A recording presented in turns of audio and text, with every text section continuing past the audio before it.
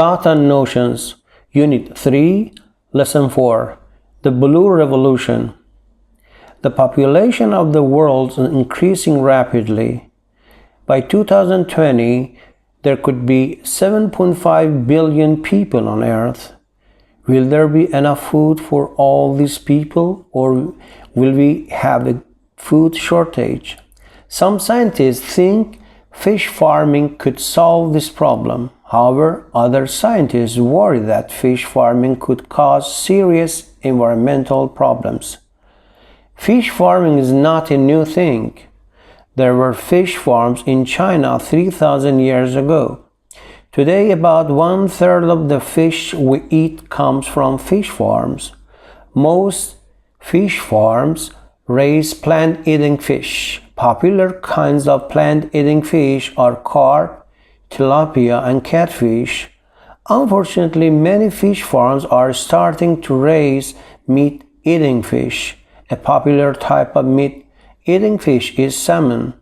These meat-eating fish live on processed food made from wild fish. However, it takes up 5 tons of wild fish to produce just 1 ton of farm-raised salmon. The supply of wild fish is already decreasing. Eventually, many types of wild fish could become extinct. What will we do then?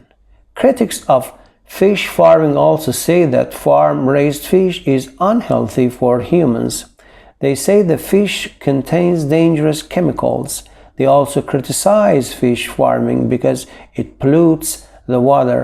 Another criticism is that farm-raised fish can spread diseases to wild fish. Some people say that the farming methods being used now won't produce enough fish anyway. Instead of putting fish farms in lakes or near the coast, they say that the fish farms should be moved far out into the ocean. Several countries are already experimenting with deep ocean farms. In the future, fish farms might be large cages that move across the ocean. Like most things, there's both a good and a bad side of fish farming.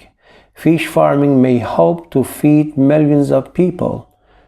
At the same time, however, fish farming may damage the environment.